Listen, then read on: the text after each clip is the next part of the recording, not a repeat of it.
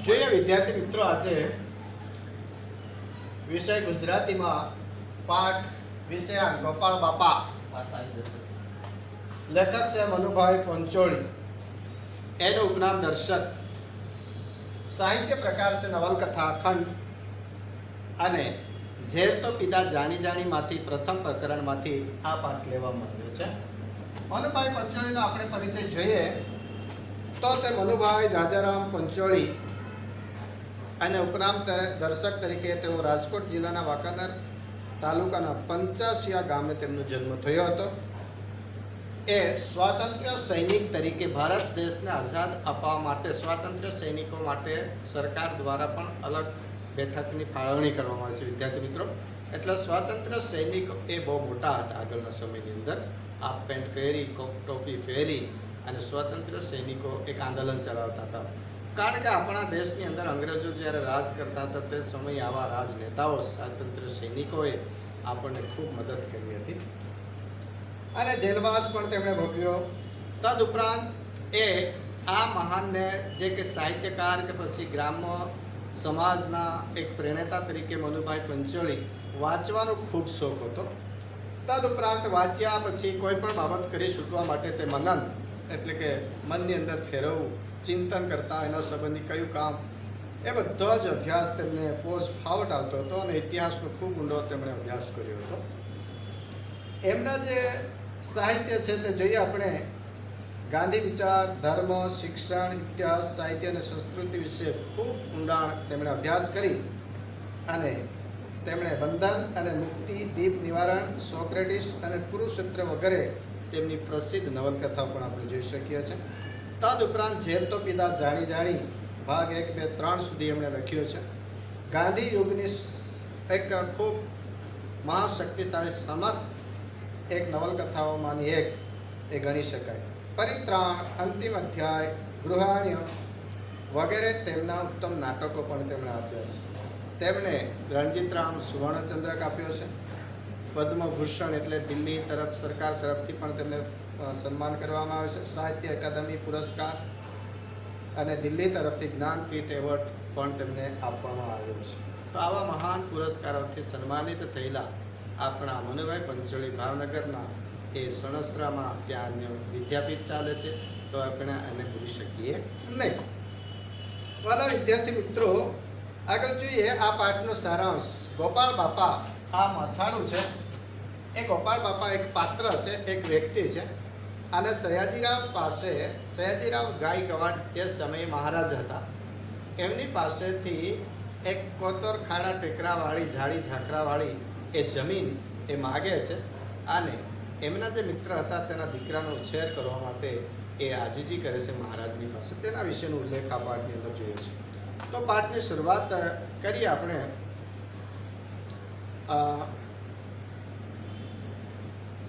એક જ આદમીના પુણ્ય આ કોતરોને આંબા, જાંબુડા, રાયણ અને ચીકુના ઝુંડથી મહેકતા કરી મૂક્યા છે. 40 વર્ષ એ વાતને હજુ માંડ થયા છે. કે છે ગોપાલ બાપા એ પોતાના મિત્રના દીકરાને ઉછેર માટે એક ખાડા ટેકરાવાળી ઝાડી જંગલવાળી એ જમીન માગે છે અને એક જ માણસના કહેશે કે પ્રયત્નથી, એક જ માણસના કહેશે કે સાહસથી આ જે ખાડા ટેકરાવાળી, કોતરોવાળી, ઝાખરાવાળી, જ્યાં વાઘ, વરુ, હિંસક પ્રાણીઓ રહેતા હોય, છુપાયેલા હોય એવી જગ્યાની અંદર કહેશે કે એને કયા કયા વૃક્ષો રોપ્યા ગોપાલ બાપાએ? આંબા રોપ્યા, જાંબુડા રોપ્યા, રાયણ રોપ્યું અને ચીકુના કહેશે કે વૃક્ષો પણ એને રોપ્યા. અને કહેશે કે આખા ઝાડી ઝાકરાની અંદર આવા સારા ફળવાળા વૃક્ષો રોપી અને તેમણે નામના મેળવી હતી. 40 વર્ષ એ વાતને હજુ માંડ થયા છે. કહે છે કે 40 વર્ષ વીતી ગયા અને 40 વર્ષમાં કેટલું કહેશે કે એને ફળદ્રુપતા લાવી હશે એ જંગલ અને ખેતરવાળી આ કોતરવાળી જગ્યા. વર્ષની શિયાળાની એક સવારે એ વખતના સ્વપ્ન સેવી મહારાજ શ્રીમંત સયાજીરાવ આવા એક કોતરની ભેખડ ઉપર 1-2 અંગ રક્ષકો સાથે ઊભા હતા. એક સમય છે, આ સમય શિયાળાનો એક સવાર છે અને શિયાળાના સવારની અંદર અહીંયા કહે છે કે બહુ જ સ્વપ્નસેવી એટલે કે મહારાજ હતા એ મહારાજ સયાજીરાવ બહુ જ કાર્ય કરી છૂટવા માટેનું ઉમદા એક તેમના પાસે વિચારસરણી હતી. કામ કરવા માટે તેઓ એક સમયે એક આ ખાડા ટેકરાવાળી કોતરવાળી જગ્યાએ 2-3 અંગરક્ષકો સાથે કહે છે કે એ ઠંડા સવારની અંદર ઊભેલા હતા અને બાજુના કહે છે કે ગીરના જંગલમાંથી આ દીપડો કહે છે કે આવ્યો. એ વાવડ એટલે આ સમાચાર આ મહારાજને પણ કાને પડે છે. કારણ કે આગળના સમયે વિદ્યાર્થી મિત્રો આ જે રાજાઓ હતા તે વાઘ અથવા દીપડાનો શિકાર કરતા હતા. એ લોકોનો એક રિવાજ હતો અને એ સમયે આ દીપડો આવ્યો છે એ ખબર સયાજીરાવ મહારાજને પડ્યો હતો અને અંગરક્ષકો સાથે અને થોડાક શિકારીઓ સાથે ઉતરી આવ્યા. થોડાક શિકારીઓ આ ગોરડ બાવળના ઝાડા ઝાખરામાંથી નીચે કોતરમાં જતી કેડીએ સાવચેતીથી ઉતરતા હતા. કહે છે કે કેટલાક જે સાંકડો રસ્તો હતો કારણ કે ઝાડી ઝાખરાવાળો આ વિસ્તાર એટલે એની અંદર આ સારો રસ્તો જોવા નહીં મળે એટલે ધીમેથી સાવચેતીપૂર્વક એ દીપડાને જોવા માટે અથવા શિકાર કરવા માટે શિકારીઓ પણ સાવચેતીપૂર્વક નીચે ઉતરી રહ્યા હતા. તેવા સમયમાં શું થયું, એ બધા ગોરડના ઝાડીમાં દેખાતા બંધ થયા. એટલે આ ગોરડ એટલે આ કાંટાવાળું વૃક્ષ, ગોરડ એટલે કાંટાવાળું મોટા કાંટાવાળું એક વૃક્ષ છે. તમે કદાચ વિદ્યાર્થી મિત્રો જોયું ના હોય તો આ કાંટા ઝાખરાવાળા જંગલમાં કહે છે કે બાવળમાં એ લોકો ત્યાં જાય છે. મહારાજ દૂર દેખાતી ટેકરીએ દૂરબીન માંડીને જોતા. ત્યાં કોતરમાંથી એક ખેડૂત માણસે આવીને પ્રણામ કરી થોડા ફળ ભેટ ધર્યા. તે કહે છે કે મહારાજ એક જગ્યાએથી ત્યાં કોતરવાળી જગ્યાએથી ઊભા રહીને દૂરબીન લઈને એ શિકારીઓને જોયા કરતા હતા અને તે સમયે કોતરમાંથી એક માણસે બોરના સારા બોર એ સયાજીરાવ મહારાજને ભેટ આપ્યો છે. અને મહારાજે દૂરબીન બાજુ પર મૂકી કહ્યું, શું છે? મહારાજે ના આગળ લાવી અને ગોપાળ બાપાએ જે બે બોર આપ્યા હતા અને દૂરબીન પડખે બાજુમાં મૂકી અને કહ્યું કે શું છે? ત્યારે બોર અને ગોપાળ બાપા કહે છે કે આ તો બોર છે. બોર મુઠ્ઠી જેવડા. આશ્ચર્યથી મહારાજ મીઠા લીંબુ જેવા બોરને જોઈ રહ્યા. બોર હતા કેવા? મુઠ્ઠી જેવા. તો નવાઈપૂર્વક આ સયાજીરાવ મહારાજ તેને જોયા કરતા હતા. જોઈ રહ્યા કે આ તો મુઠ્ઠી જેવડા બોર, મીઠા બોર. અને પછી પૂછ્યું ક્યાંથી લાવ્યા? મહારાજ બહુ જ હોશિયાર હતા અને ગોપાળ બાપાને પૂછે છે કે આ બોર તમે ક્યાંથી લઈ આવ્યા?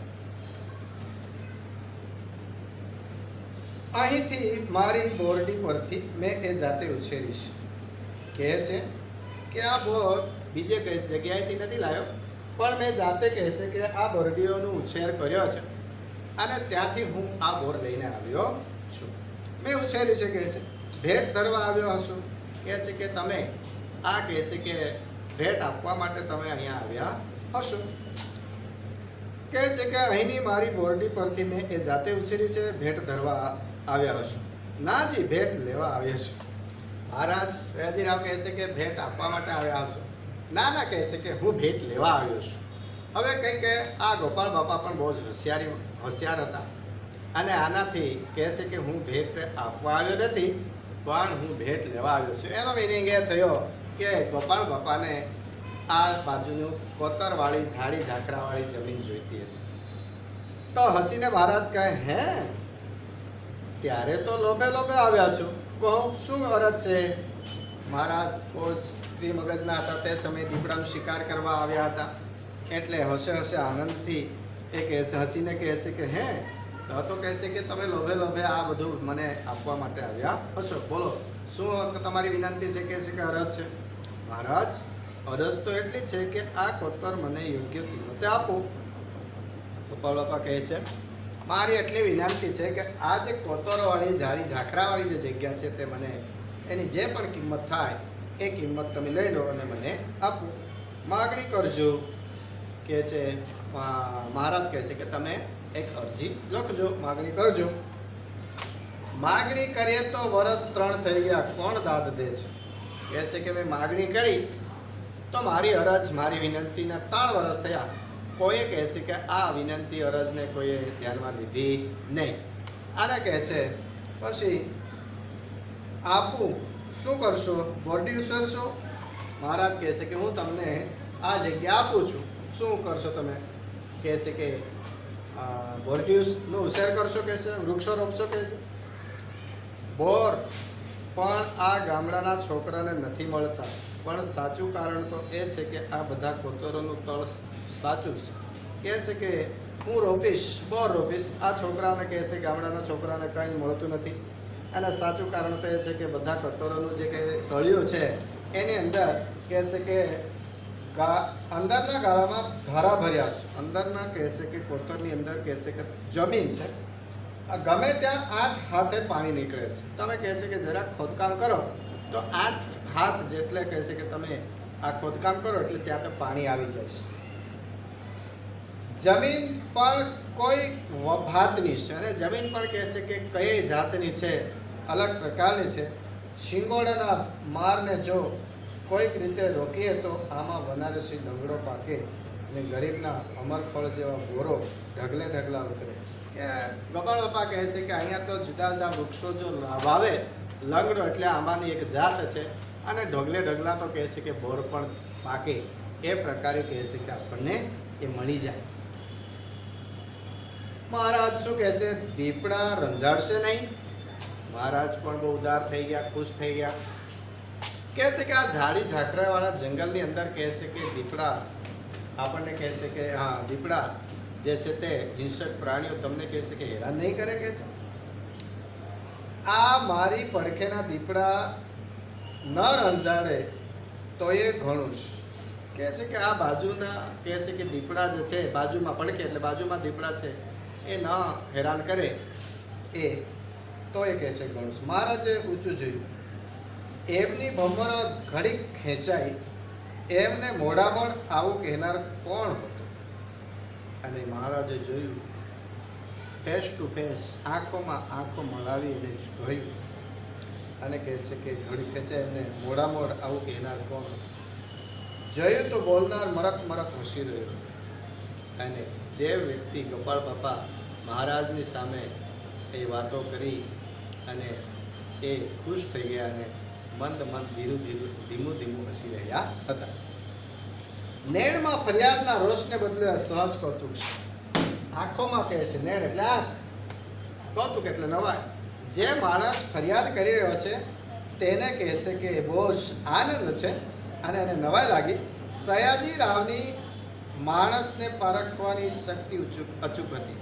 સયાજી રાવને કહે છે કે જે માણસને વાત કરી રહ્યો હતો ગોપાળ બાપા, તેને પારખવાની શક્તિ એટલે કોઈ માણસને કુદરતી રીતે જેવી ગિફ્ટ હોય છે અને એ ગિફ્ટના કારણે સયાજીરાવ આ ગોપાળ બાપાને પારખી ગયા હતા. એમણે ધારી ધારીને બોલનારને જોયો, ઊંડો શ્વાસ લીધો, જાણે મનમાં કંઈક ઉતાર્યું. પછી એકાએક કહે, ધારી ધારીને જો. માણસને પારખવું હોય તો એને નજીકથી જોવું પડે, એને નજીકથી પારખવું પડે. એટલે એણે ગોપાળ બાપાને બરાબર ધારી ધારીને જોયું, ઊંડો શ્વાસ લીધો. એટલે શું કરશે ભાઈ, એવું કંઈક જાતના વિચાર કર્યા હશે સયાજીરાવ મહારાજે. અને પછી મનમાં કંઈક ઉતાર્યું અને એકાએક શું કહે છે જોઈએ.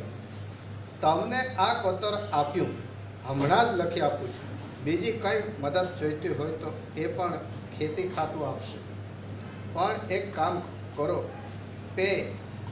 પેલું મંદિર જોયું. એમણે કોતરને છેડે મથાળા પર ઊભેલ એક જીર્ણ શિવાલય બતાવ્યું.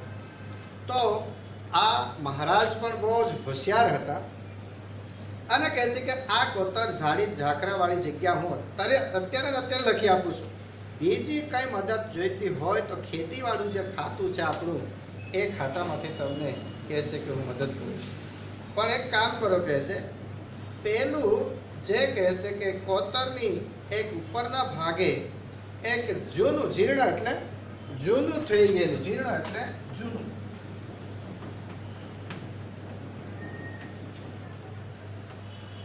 મંદિર,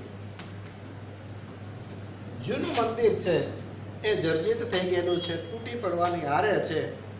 એ શિવાલય બતાવ્યું. એટલે એ શંકર ભગવાનની મૂર્તિ મૂકેલી હતી એ મંદિરને તેમણે બતાવ્યું. જી, ગોપાળ બાપા કહે છે કે હા, એ અપૂજ રહેશે, અપુંજ રહેશે. પેશવા સરકારે બંધાવ્યું છે અને જૂનવાણી શિલ્પનો નમૂનો છે, એની પૂજાનો બંદોબસ્ત કરો. આ કહે છે જે શંકર ભગવાનનું જે કંઈ મંદિર છે જૂનું થઈ ગયેલું છે, જર્જિત થઈ ગયેલું છે, તૂટી જવાનું તો આરે છે, એને કહે છે કે બાજીરાવ પેશવા તે સમયે રાજા હતા, યાદ રાખજો. એણે સરકારે કહે છે કે આ મંદિરો બંધાવ્યા હતા અને જૂના કહે છે કે શિલ્પકારે એની અંદર શંકર ભગવાનની એક મૂર્તિ ત્યાં કોતરણી કરીને મૂકેલી છે અને એ પૂજાનું કહે છે કે તમે બંદોબસ્ત કરો, એવું મહારાજે ગોપાળ બાપાને કહ્યું. ધક લગાડતા નહીં મહારાજ, મારાથી બને તેવું નથી કહે છે. બહુ દુઃખી થતા નહીં મહારાજ કહે છે, ધક લગાડતા નહીં, કારણ કે આ બનાવવા માટે મારી પાસે અત્યારે બને તેટલી સગવડ નથી. કહે છે કે ધક લગાડતા નહીં મહારાજ, મારાથી બને તેવું નથી. કહે છે કે મને માફ કરજો, કહે છે દુઃખી નહીં થતા મહારાજ, પરંતુ અત્યારે આ શિવાલય જે મંદિર છે તેને કહે છે કે મરામત કરવાની, તેને સાચવવાની, એ કહે છે કે મારી પાસે અત્યારે આ સગવડ નથી. કેમ? મૂર્તિને નથી માનતા? ગોપાળ બાપા કહે છે કે તમે દેવી દેવતાની ઉપાસના નથી કરતા, પૂજાપાઠ નથી કરતા? કહે છે ના રે બાપુ, એમ તો અમે અને તમે સૌ મૂર્તિઓ જ છીએ ને. આ મૂર્તિઓને રહેવાની જગ્યા નથી મળતી, ત્યાં વળી પાણાની મૂર્તિઓ ક્યાં પધરાવી? કહે છે ગોપાળ બાપા પણ હોશિયાર તો ખરા. ના રે બાપુ, કહે છે કે એમ તો અમે અને તમે સૌ મૂર્તિઓ છીએ ને. કહે છે કે આપણે આ બધા જ કહે છે કે આપણે મૂર્તિ છીએ ને. કહે છે આ મૂર્તિઓને રહેવાની જગ્યા નથી મળતી, ત્યાં કહે છે આપણને કહે છે કે ગોપાળ બાપા બહુ હોશિયારથી વાત કરી રહ્યા છે. વિદ્યાર્થી મિત્રો સાંભળો કે આ જગ્યા માણસ જીવતે જીવ, આપણે પણ મૂર્તિ છીએ, આપણને જીવવા માટે રહેવા માટે કહે છે કે જગ્યા ના મળતી હોય તો કહે છે કે પથ્થરમાંથી કોતરણી કરીને મૂકવા માટેની જમીન ક્યાં મળશે? એવું ગોપાળ બાપાએ મહારાજને વાત કરી. પછી શું કહે છે? મહારાજ ઘડીભર કહેનાર સામે એકી ટસે જોઈ રહ્યા. ગોપાળ બાપા કોની સામે વાત કરી રહ્યા છે? એટલે સયાજીરાવ મહારાજે ગોપાળ બાપાને એકી ટસે એટલે ધારીને જોઈ રહી. પછી કહે વાત તો સાચી છે. ગોપાળ બાપા પણ બહુ બુદ્ધિશાળી જ્ઞાની માણસ, તારી વાત કહે છે કે 100% સાચી છે, પણ ત્યાં એ મૂર્તિને નામે આશરો સૌને મળે તેવું કરજો. અને કહે છે પણ વાત તો તારી સાચી છે, પણ ત્યાં પણ કહે છે કે મૂર્તિના નામે કોઈકને રહેવાની જગ્યા મળે, ધર્મશાળા જેવું મળે, એવું તમે કંઈક કરજો, એવું સયાજીરાવ મહારાજે ગોપાળ બાપાને વિનંતી કરી. ધર્મશાળા બંધાવીશ કહે છે કે કોઈક આશ્રય સ્થાન. અત્યારે તમે વિદ્યાર્થી મિત્રો જુઓ, જુદી જુદી જગ્યા આખા ભારત દેશની અંદર આ ધર્મશાળાની સગવડ કરવામાં આવી છે. ગમે ત્યાં જગ્યાએ તમે પ્રવાસ જાઓ, ધાર્મિક સ્થાને, તીર્થ સ્થાને જાઓ, તો દરેક જગ્યાએ તમને એવી ધર્મશાળાઓ મળી રહેશે વિદ્યાર્થી મિત્રો. એટલે જરાક આપણે તપાસ કરવાની. હોટલો તો ખરી જ, પણ મોંઘી. ધર્મશાળા એટલે આપણું આશ્રય સ્થાન બની જાય, ત્યાં જમવાનું મળે, ફી નહિવત જેવી હોય, પણ આપણને એ જગ્યા આપણને મળી રહેતી હોય. તો સયાજીરાવ મહારાજ આ ગોપાળ બાપા જોડે વાતચીત કરી રહ્યા છે કે તમે જરાક ધ્યાન આપજો. કહે છે કે આ ખાલી મંદિરને મરામત કરી, રિપેર કામ કરી, સમારકામ કરો તો ખાલી મૂર્તિઓ મૂકવા પૂરતું જ નહીં, પરંતુ કહે છે કે આ જગ્યાએ હું ધર્મશાળા પણ બંધાવીશ. ભલે આ તુલસીશ્યામ જેવા જવા આવવાનું ધોરી માર્ગ છે. કહે છે કે ભલે આ કહે છે કે રસ્તા પર છે અને જવા આવવાનો માર્ગ છે, એટલે એના માટે કહે છે કે આ બધું હું કરીશ. શિકારીઓ હજુ આવ્યા ન હતા એટલે પછી વાતે વળગ્યા. મહારાજને આમાં રસ પડ્યો. એમાં જાણ્યું કે આ ખેડૂત તો વણિક છે, એટલે જૈન ધર્મવાળો છે. જૈન નામ છે ગોપાળદાસ. બોરડાના પેટાળના એક ગામડામાં રહે છે. આ બોરડા એક ગામડું છે અને ત્યાં વણિક જાતિનો આ માણસ રહે છે. આ બધી જમીનની ખટફટ કરે છે તે તો ભાઈબંધના દીકરા માટે ઝેરિયાની કલિયારીનો ભાગીદાર એ ભાઈબંધ 4 મહિના પહેલાં જ મરી ગયેલ છે અને જતાં જતાં દૂરથી જ એક ચિઠ્ઠીમાં બધી માલ મિલકત અને દીકરાની ભાળવણી કરતા ગયા છે ગોપાળદાસને. તો આ એક મિત્ર છે અને આ મિત્રનો છોકરો કહે છે કે મિત્ર મરી ગયા, જતાં જતાં ભાઈબંધી એને સખાવત કરી ગયા અને જરાક ચિઠ્ઠીમાં પણ કાપલી પત્ર લખીને ગયા હતા. અને એ પત્ર લખીને એ કહેતા ગયા કે આ માલ મિલકત અને મારા છોકરાનું કહે છે કે તમે ધ્યાન રાખતા જજો. ગોપાળદાસને આ પત્ર લખીને મિત્રો જતા રહ્યા. તે આબ પરાનો છાયો મૂકીને અહીં શા સારું જમીન માગો છો? કહે છે કે આબ પરાની અંદર આટલી બધી જમીન છે, એ બધી જમીન મૂકીને તમે આ જગ્યાએ કેમ આ જમીન માગો છો? આવું સયાજીરાવ મહારાજ કહેતા હતા ગોપાળ બાપા. વેપાર કંઈ કરવો જ નથી,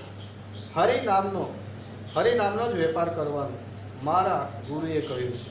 કહે છે કે કોઈ પણ વેપાર કહે છે કે મારે કરવો જ નથી, કહે છે કે ભગવાનનો જ કહે છે કે નામ રટી અને એનો જ વેપાર મારે કરવો છે, એમ મારા ગુરુએ કહ્યું છે. કોણ ગુરુ? ગુરુ માંડણ ભગત. કહે છે કે ગુરુનું નામ છે તો માંડણ ભગત. થઈ ગયા ધોરાજી પડખે. મહારાજ એના આત્માની ગુલાબી કોળીતી એવી તો ભલા રીતિ શ્રીધિ વાળાને કોળતા જોઈ નથી. કહે છે માંડણ ભગત છે અને એ કહે છે કે ધોરાજી પડખે મહારાજ એના આત્માની ગુલાબી પારખી કળી ગયા હતા, એટલે પારખી ગયા હતા, જાણી ગયા હતા મહારાજ કે આ ગોપાળ બાપા કઈ પ્રકારની વાત કરી રહ્યા છે.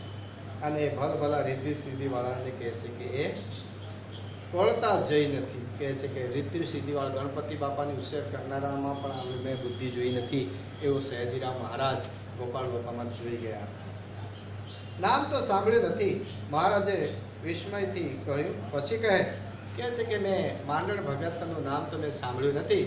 નવાઈપૂર્વક ગોપાળ બાપાને કહે છે સયાજીરાવ મહારાજ કે બીજું કંઈક કહે, પણ તમે કંઈક ચમત્કાર જોયો હશે.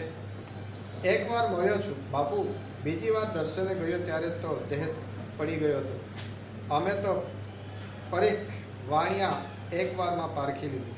શું બન્યું હતું? મહારાજે પૂછ્યું. કહે છે કે એકવાર હું મળ્યો છું, બીજી વાર એ કહે છે કે હું મળ્યો નથી. બીજી વાર દર્શન કરવા માટે ગયો હતો તેટલે તો કહે છે કે એ આ દુનિયામાંથી જતા રહ્યા હતા. અને પછી વાણિયા એકવારમાં પારખી લીધું, એટલે વાણિયાએ કહે છે કે એક વારમાં જ માંડણ ભગતને જોઈ લીધા. પછી શું બન્યું હતું? મહારાજે ફરી પાછું પૂછે છે અને કહે છે મારણમાં હું મગફળીના સોદા માટે ગયેલો. કહે છે કે વાણિયા વેપાર કરતો હતો, વણિક વેપારી માણસ, અને કહે છે કે હું માંડણની અંદર એકવાર મગફળી ખરીદવા માટે ગયો હતો. બરાબર 10 વર્ષ ઉપરની વાત કરું છું. ગામમાં ખાસ કોઈને ઓળખું નહીં. દરવાજા પાસેની મોટી ધર્મશાળામાં ઉતરેલો. ડોળીમાં ભગત બેઠેલા. ગામમાંથી લોટની કાવડ માગી આવેલા. તે એની વહુ રોટલા ઘડે ને ભગત કૂતરાને નીરતા જાય. કાળો વાન, આંખો નીચે રાખવાની તે, હસે ભારે જાણે સાવ બાળક જેવું. અવાજ જોયો હોય તો વાંસળી જેવું. ગોદડિયા હારે કંઈક ગડબડ વાતો કરતા જાય અને મરક હસે છે.